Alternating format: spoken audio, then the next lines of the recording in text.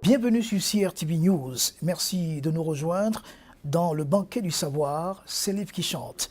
Quand la fiction sert à faire comprendre la réalité, cela s'illustre dans le roman que nous allons décrypter à l'instant, dans ce magazine, Vers la haute société. C'est une œuvre romanesque à clé que signe Claver Ilanga. À travers l'histoire de Roman, le narrateur fournit les clés de compréhension du monde. En toile de fond de ce récit, un avertissement: la quête du miracle peut virer au mirage. Merci de nous rejoindre, Claver Ilanga. Bonjour. Ça va très bien d'être sur ce plateau dans cette émission consacrée à la littérature. Je me sens parfaitement à l'aise. Chez vous au Cameroun. Ah oui, je suis au Cameroun. Ok. C'est Alors bien. on doit préciser que vous êtes un Camerounais mais qui vit plutôt aux États-Unis d'Amérique. Oui, je vis à New York, mais de souche camerounaise. Souche camerounaise. Ouais. Alors je vous demandais, est-ce que c'est suffisant cette présentation? Vous êtes seulement auteur ou est-ce que vous faites autre chose? Oui, j'ai rang de directeur, comme on pourrait dire ici, directeur d'administration centrale. Je suis manager Transportation Network in the United States Postal Service. C'est-à-dire que je suis fonctionnaire du gouvernement fédéral. Ok. Oui, je suis manager. La quatrième de couverture vous présente comme étant un psychologue de formation.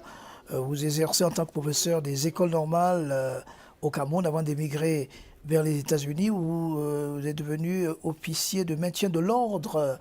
Alors ça veut dire quoi? Que vous êtes de temps en temps en tenue là pour... Et je l'ai fait à un certain moment lors de mes premières années après mon immigration aux États-Unis. J'ai commencé par agent de sécurité parce que j'étais confronté déjà avec un problème de langue. Ce qui fait que c'était difficile, l'intégration. J'ai dû faire ce qui était accessible, c'est commencer par être agent de sécurité. Après cela, je me suis dit, mais si je peux être agent de sécurité, ça veut dire aussi que je peux faire la police ou les autres. C'est un peu comme ça que j'ai commencé à présenter des concours. Vous savez, notre école ici est légèrement supérieure à l'école américaine. Vous ne le saviez peut-être pas. C'est un avis. Oui, notre baccalauréat ici, c'est 1 an d'université aux États-Unis. Donc, c'est notre probatoire, ce que nous appelons ici probatoire, qui est dans le high school aux États-Unis d'Amérique. Ce qui fait qu'avec l'avantage du fait que j'étais professeur ici déjà, j'ai facilement passé certains concours, des tests qui étaient, et je suis psychologue. Donc, c'est moi qui administre les tests. Donc, quand vous testez quelqu'un qui a l'habitude d'administrer les tests, ça ne peut qu'être positif. Ok. Donc, je suis déjà entré dans le law enforcement. J'ai fait deux différentes agences de law enforcement avant de commencer la cavale pour essayer la sanction sociale. Ok. Alors, est-ce qu'on peut dire que cet ouvrage que vous avez commis est aussi un côté autobiographique? Est-ce que derrière le parcours de Roman, il y a la trajectoire de Claver Ilanga? De manière inconsciente, chaque auteur fait une certaine autobiographie. Il le fait parfois, très souvent c'est inconscient, mais on le fait. Ça se transporte d'une certaine manière dans nos écrits. Mais ce n'est pas mon histoire qui est racontée dans l'ouvrage. Ok, vous nous rassurez. Alors, l'envie d'écrire est venue de quoi? Vous aviez déjà fait des essais avant? Ou est-ce que c'est la première fois que vous décidiez de noircir une page blanche? Je dois dire que dans ma tendre enfance, j'ai lisé beaucoup. J'avais une certaine addiction vers la lecture. Je me souviens même, lorsque j'étais tout petit, je lisais les bandes dessinées et ma mère, un jour, m'a saisi 16 ouvrages, 16 bandes dessinées, les Blake, les Imbla et autres, pour brûler, pour dire, parce qu'elle pensait elle s'était fait dire que ça aidait à devenir bandit. Donc, il y a ça. Et puis, je lisais beaucoup. Et puis, j'ai commencé avec d'autres genres d'ouvrages, collection aventure, spécial police et autres. J'ai lu des revues politiques, un peu de tout. J'ai lu un peu de tout. Et pendant que je lisais, j'ai commencé à sentir que j'avais un peu d'inspiration. Je me suis dit, mais au fait, je pouvais me prédire ce qui arriverait à la fin du roman. Ce qui fait que quand on est familier à quelque chose, on commence à y prendre goût. On a envie de transmettre aussi. Et ça c'est la première étape. Ça réveille votre sensibilité littéraire. Oui. Ouais, et vous êtes déjà exercé. Absolument. Mais ce désir-là de devenir écrivain s'est raffiné Je peux dire qu'il y a eu quelque chose qui a boosté ce désir-là. Lorsque j'avais perdu mon oncle était prêtre, il était sauveteur à Zombo. Il était prêtre, il était écrivain, il avait un PhD. Donc, je l'admirais beaucoup et il est mort subitement. Et ça là, je me suis demandé, mais au fait, comment l'Éternel Dieu permet-il qu'un érudit de cette nature, nous le perdions dans la famille? Et c'est pas sans préméditation, je me suis retrouvé en train de pleurer et demander à Dieu, mais est-ce qu'il ne peut pas remplacer? Est-ce que il ne peut pas me donner une double portion de son esprit pour que moi aussi, demain, je puisse être comme lui? Et progressivement, en entrant dans la bibliographie, j'ai essayé de regarder ce qu'il faisait. J'ai eu une certaine passion vers la philosophie. Et puis de la philosophie, j'ai commencé à me poser de grandes questions existentielles. Et au bout d'un compte, entre-temps, je suis devenu chrétien du genre que, disons, authentique. En tout cas, ça se retrouve dans votre ouvrage. On Oui, va oui. rapidement entrer dans l'ouvrage. Et c'est à ce moment-là qu'est venue l'idée de D'écrire. mettre quelque chose sur écrire. Alors, vers la haute société, ça se lit là, et ça se voit aussi en première de couverture. C'est un homme, oui, qui est bien jeune, devant les gratte-ciel américaines, c'est ça? Oui. Voilà. J'ai beaucoup insisté que l'image, que cet homme qui tourne le dos soit noir. Parce qu'ils ont d'abord, la maison d'édition l'a représenté comme un blanc, parce qu'ils ne sont pas très habitués à voir les noirs écrire et autres. J'ai exigé que ce soit noir, parce que ça avait un certain symbolisme. Pourquoi l'Amérique? Parce que on comprend bien vers la haute société. Est-ce que c'est parce que vous êtes appuyé sur le mythe américain, le rêve américain? On sait que toutes les sociétés du monde sont marquées par ça. Oui, ce que je regarde comme la haute société, c'est en fait, j'ai représenté ça par les 4 P. PhD, pouvoir, publication, et puis maintenant la paix. Donc, c'est tout ce qui... La haute société, c'est quoi? C'est le monde du pouvoir, c'est le monde de la célébrité, c'est le monde glamour, ovation. C'est le monde de la voix aussi. Oui, oui. Quand vous êtes déjà... Vous avez ce que nous appelons public figure, vous ne pouvez qu'être riche. Ce n'est pas un facteur qui compte pour moi. Alors, donc, et maintenant, c'est ces choses-là, les stars américaines et autres, nous sommes dans l'ère américaine. Amour, gloire, il est vrai que... Amour, gloire et beauté, c'est ce qu'on dit souvent. Oui, amour, gloire et beauté, probablement. Oui, et c'est un peu comme ça, le rêve américain. C'est un peu, on se représentait les États-Unis comme la plus grande puissance mondiale et la ville de New York comme étant, disons que la ville qui symbolise l'insolence économique et la puissance technologique américaine. Donc, j'ai pensé que le théâtre se jouerait dans la ville de New York, du moins, c'est ça la finalité. Mais la haute société n'est pas un lieu, mais c'est un statut. Oui, c'est en termes de statut. On verra ça dans les détails de cet ouvrage que nous allons ouvrir maintenant. Avant de décrypter l'histoire tout de suite. Et l'histoire, ça se passe dans un pays qui s'appelle Kamit. On reviendra sur justement la symbolique. Kamit, même sa signification. Mais c'est l'histoire de Roman. Et vous ouvrez cette histoire par des éléments biographiques et par la situation de la présentation de son village. Roman, sa petite histoire. Oui, Roman est un jeune homme, il sort de la plèbe. C'est-à-dire que d'une famille déshéritée, ses parents étaient aussi pauvres que l'on peut l'être. Donc, il est en conflit avec son environnement immédiat parce qu'il souffre de complexes. Et il se demande pourquoi moi je suis né dans cette condition. Et puis maintenant, cela l'amène à se révolter. Donc, psychologie positive. Il se demande, mais au fait, est-ce que je ne peux pas améliorer mon statut social, ma condition? Il commence donc à mettre des stratégies en œuvre pour pouvoir accéder, enfin, accroître sa mobilité sociale, essayer d'arriver au statut désiré. Donc, en fait, l'histoire, le problème, c'est le côté pauvre, misérabiliste autour de lui, mais lui, il veut dépasser ça. Il lit ça et il se dit, je veux évoluer vers je veux aller dans le sens de l'élévation dans l'ascenseur social, c'est ça? Oui, il faut commencer par comprendre qu'il n'est pas simplement pauvre matériellement, mais il est aussi illettré. C'est-à-dire qu'il a des insuffisances académiques. Tout cela ne fait que contribuer à renforcer son malaise. Il s'est dit, mais alors là, il faut donc que je si vous avez lu la théorie de Alfred Adler, sur le complexe, c'est comme ça. Alors, il commence donc à chercher des stratégies pour pouvoir changer, rendre réversible sa condition. Et c'est là que la course au statut social commence. Comment ça, cette course va... Oui, et cela affecte également ses choix. Okay. C'est-à-dire que lorsqu'il faut se trouver une épouse, parce qu'il y a deux aspects dans le roman, l'aspect purement romanesque, c'est-à-dire que les... Romanesque et romantique aussi. Hein. Romantique, donc oui. Il y a Diane, la première fille n'arrive pas à trouver la femme adéquate. Ouais. Aucune ne répond à son standard. La première, elle est illettrée. Ouais, et la deuxième, elle est bien instruite. La deuxième, là, on est déjà en ville. Oui, mais elle commet une infidélité. Voilà, il se dit, je ne peux pas épouser une femme qui peut déjà me tromper. Elle va sortir avec son ami, camarade dans la pratique du karaté. Oui. Et voilà, mais lui, il est doctorant. Oui. Et par contre, Roman, lui, il n'a qu'un baccalauréat. Oui. Mais élément aussi de son complexe, c'est qu'il est bien mis.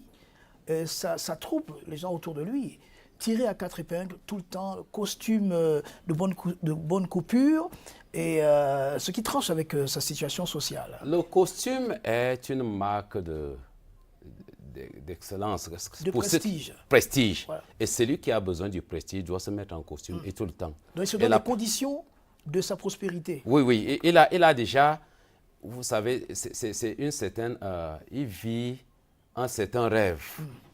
Et il veut atteindre ce rêve. Il commence donc à se mettre dans la condition où il peut facilement être coopté par la haute société. Alors, très rapidement, Roman, qui a construit cette évolution, va avoir un choc. On ne va pas insister sur ça, les lecteurs auront l'occasion de découvrir. Dans ce choc, il va avoir la prison parce qu'il aura flirté avec une certaine Myriam, la fille de l'ami d'Ibrahim, qui est un gendarme. Mais il fera une rencontre assez intéressante quand même. Et ça, c'est l'une des clés de compréhension de ce roman. C'est la rencontre de Stoddard, c'est ça? Dr Stroder. Voilà, qui va apparaître dans cette première partie. Au moment où sa vie va dans un déclin complet. Va à volo. Et il apparaît et lui donne la consistance qu'il manquait et même des clés de compréhension. Et c'est pour cela que nous avons intitulé ce chapitre « Dans la nuit, un ange ». Dr Stroder, qui est citoyen américain, qui apparaît dans sa vie au moment où tout est sombre. Et pour éclairer, alors je lui ai donné un peu comme le statut d'un ange. Il apparaît comme un ange que la Providence lui a envoyé pour pouvoir le coopter. Et leur relation va donc évoluer jusqu'à ce qu'il va donc cette fois-ci immigrer grâce à l'aide de Stroder. Mais Stroder déjà va l'édifier beaucoup par rapport à la science. Ils vont avoir des débats, il y a beaucoup de choses. On viendra sur Stroder, mais donc, grâce à lui, beaucoup de portes s'ouvrent, beaucoup de compréhension aussi sur un certain nombre d'éléments. Il voyage finalement, arrive aux États-Unis. Malheureusement, Stroder a disparu. Il est décédé. Mais c'est les États-Unis qui s'ouvrent à lui. Il déchante aussi, parce que c'est la réalité, le monde d'intégration.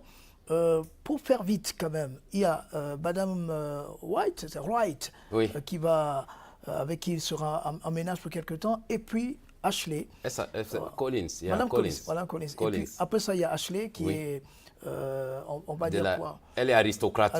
Voilà, qui va le plonger dans le cœur du problème, le cœur de ce récit, et puis il y aura Dieu. On peut laisser l'histoire de cette manière. Maintenant, venons au décryptage. Assez important, et commençons par quelques personnages clés. Tout à l'heure, on avait Ashley. On a d'abord Nancy. Qui c'est le professeur d'université. Elle est enseignante à l'université. Elle était en train d'achever sa thèse de doctorat. Et puis maintenant, puisqu'il voulait une intellectuelle, elle répond à ce critère. Mais malheureusement, elle va le tromper. Elle va le tromper. Myriam, avec qui il fait l'enfant. Oui, Myriam, c'est l'amour platonique, c'est l'amour parfait. Maintenant, elle est dans toute sa splendeur enfantine. Elle voit un jeune homme brillant et puis elle est prise d'amour, de passion pour lui. Et puis, subitement, pour une nuit, elle tombe enceinte. Sauf que cette nuit n'est pas anodine. Parce que Oui. voilà un monsieur qui est hébergé dans une maison et qui va coucher avec l'enfant de celui qui l'héberge. Oui, vous savez un peu, C'est la les sentiments ne sont ni moraux ni immoraux, ils sont amoureux. Ça arrive comme ça, il faut simplement être assez fort, avoir une assise affective assez organisée pour pouvoir y résister. L'appel de Il la a cédé, chair. il a cédé, il a Ok. cédé à la chair. Alors il y a ça. Avant, C'était justement pour montrer que la vie n'est pas linéaire. Il y a des moments où on peut commettre des erreurs. Et Tout des- le monde est susceptible de commettre des erreurs à une certaine étape, une certaine époque, une certaine étape de son existence. c'est là que deux autres personnages sont intéressants. Il y a l'oncle Oh, maternel. oncle Bekada. Voilà. Oncle Bekada. C'est lui qui l'instruit sur la culture africaine. Et Oncle Bekada est vachement ouvert, c'est-à-dire que c'est une grande bibliothèque. Il a été à Düsseldorf en Allemagne, et puis il est rentré là où il était maître d'hôtel, il est rentré chez lui, et il lui dit, l'Occident que vous voyez, c'est du papier vide, Ok. il n'y a rien dedans.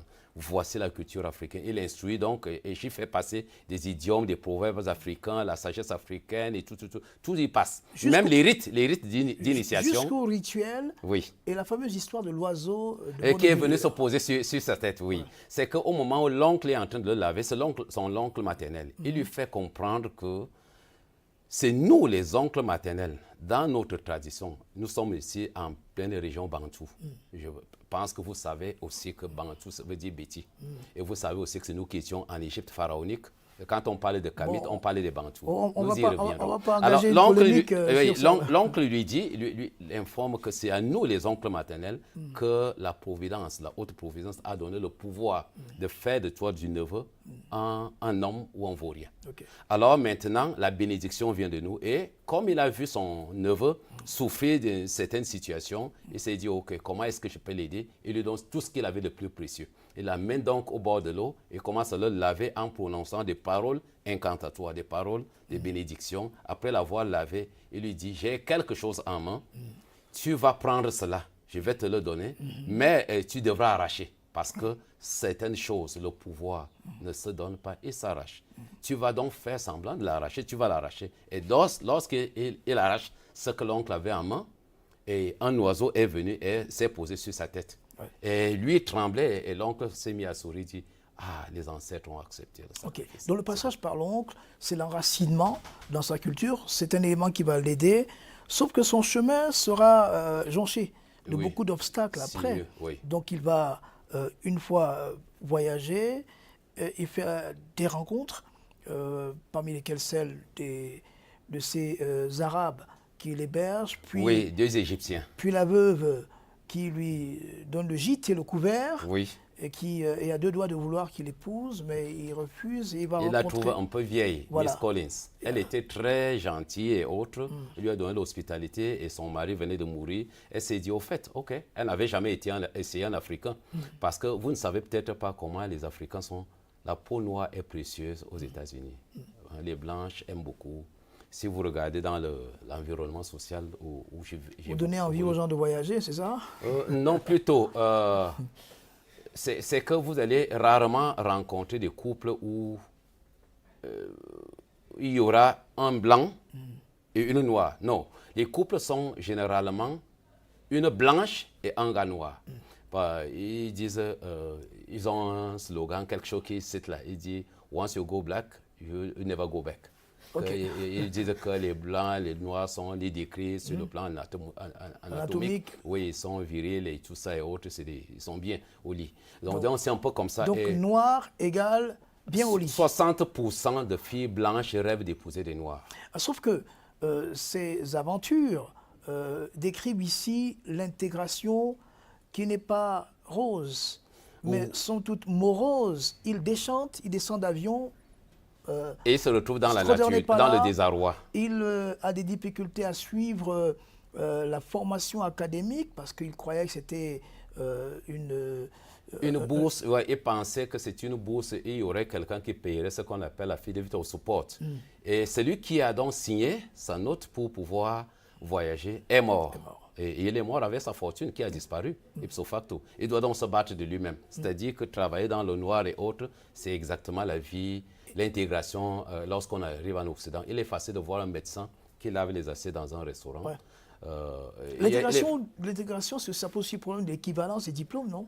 Non, l'équivalence du diplôme, écoutez, lorsque vous faites votre équivalence du diplôme, ce qu'on appelle Credential Evaluation course by course. Quand vous faites l'équivalence du diplôme, on va dire, oui, vous avez un PhD, vous êtes docteur en médecine, mais personne, aucune agence, aucune compagnie ne vous recrutera avec ce diplôme parce qu'ils voudraient que vous soyez gradué dans les universités occidentales, leurs universités. Donc, et comme vous devez survivre, alors vous avez des problèmes de survie, vous commencez donc à travailler très souvent dans le noir. Oui, et quand bien même vous auriez votre statut, votre nom et puis avec les papiers, la langue étant un grand obstacle, vous êtes obligé de vous battre de vous-même pour pouvoir vous en sortir. Il est facile qu'un professeur d'université soit un conducteur de bus. Il est facile qu'un magistrat devienne peut-être... il lave le sol. Ça peut arriver à tout moment. Nous avons beaucoup de cas comme ça. Et ça va bien loin. Alors lui, l'un des personnages clés de ce roman, c'est Ashley. Ashley. Elle le rencontre dans l'avion.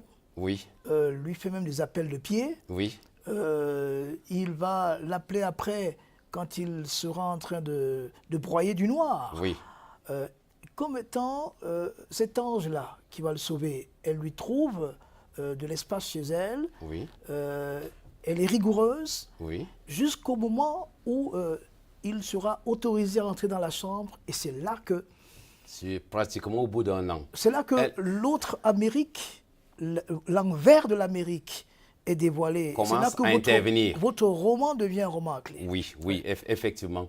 Très peu d'Américains, les lecteurs, mon lectorat aux États-Unis, ils n'ont pas aimé ce côté. Ils ont plutôt aimé le côté africain. Ils découvrent la nouvelle culture africaine. Beaucoup même sont passionnés de cet ouvrage. Mais maintenant, moi, j'ai voulu quand même, je leur ai répondu, et il y a certaines chaînes de télévision m'ont posé cette question.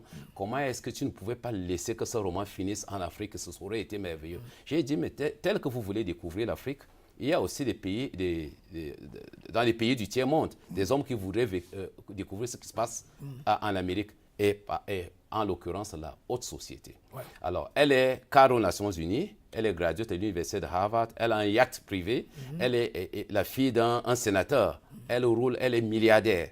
Alors, elle le met donc dans cette situation. On peut affirmer qu'il a déjà atteint son rêve, il a accédé à la haute société. Mais alors, il s'en trouvera mal lorsque la fille va commencer à débiter. Elle a... Non, mais attends, dites d'abord aux téléspectateurs où est-ce que ça se trouve. On va dire quoi? Le sacrifice se fait dans la chambre. Oui, ça commence par la première nuit, ils vont dormir ensemble. Ils vont dormir ensemble après un an de disette. Oui. Elle lui ouvre la chambre, la porte de la chambre, il entre, il la voit toute jolie, mais juste au moment où il faut commettre l'acte. Oui, c'est à ce moment qu'elle lui exige certaines conditions, lui impose certaines conditions. En fait, il faut te déshabiller entièrement, mets-toi à la posture du soleil et puis regarde vers le soleil levant et puis et c'est là qu'elle lui dit je suis une reine des écoles initiatiques et autres dans telle organisation secrète et c'est comme ça et puis tout l'argent que tu as collecté, j'ai pris de toi, tout cet argent, tu dois payer ton adhésion à l'ordre initiatique. Donc la nuit vaut alliance. Oui, immédiatement, oui. Absolument, vos rites. À la fin, même après ce rite, lorsqu'il prononce certaines choses et des paroles bizarres qu'elle lui demandait de prononcer, subitement, elle se transforme à ses yeux. Ouais. Elle devient comme un fauve. Il prend peur parce qu'elle devient un monstre. Il prend peur. Et au moment où il finit le serment et tout ça, il est dompté, il se sent vidé. Ouais. Et c'est là qu'elle dit, il faut donc qu'on aille au lit. Il dit, non, je ne prends plus plaisir. Il commence à courir et c'est elle qui, la course inverse. Okay. Si vous regardez bien, il tombe d'abord amoureux. C'est-à-dire qu'il aime les femmes qu'il rencontre. Il les trouve belles. Mais après, il commence à faire une certaine dissection.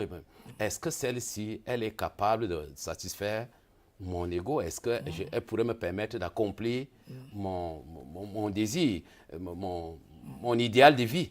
Et c'est là que la sélection commence. Parce que l'une a 3 enfants, elle se dit, mais elle est une vieille rombière aride, je ne peux pas continuer. L'autre, elle est Miss Collins, qui est bien gentille, mais elle est vieille. Il se dit, mais je veux quand même une femme avec qui je peux faire des folies. Bon, c'est un peu comme ça. Donc, il tombe d'abord amoureux, mais à la fin, il commence à chercher à appliquer d'autres conditions. C'est là que le choix devient délicat. Et c'est pour cela que j'ai créé une autre jeune fille à la fin, celle qui pourrait peut-être représenter une épouse vers la fin.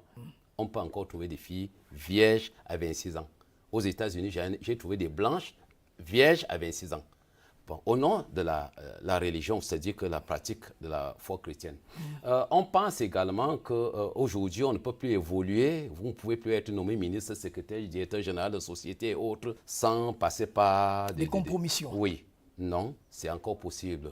Celui qui vous parle a quand même évolué d'une certaine manière et je sors de très loin. Donc la vertu est la clé qui ouvre les portes. Le vice, c'est le mirage. Oui, absolument. Merci beaucoup d'être venu dans ce studio de la CRTV News, nous aider à comprendre votre ouvrage vers la haute société, ouvrage commis aux éditions, on va dire quoi? Jet d'encre. Oui, en voilà. France. Oui. Merci beaucoup d'avoir partagé. Nous serons toujours ouverts à vous et résolus et décidés et vraiment enthousiastes à vous recevoir. Oui, le remerciement plutôt vient de moi. C'était Selif qui chante. À samedi prochain.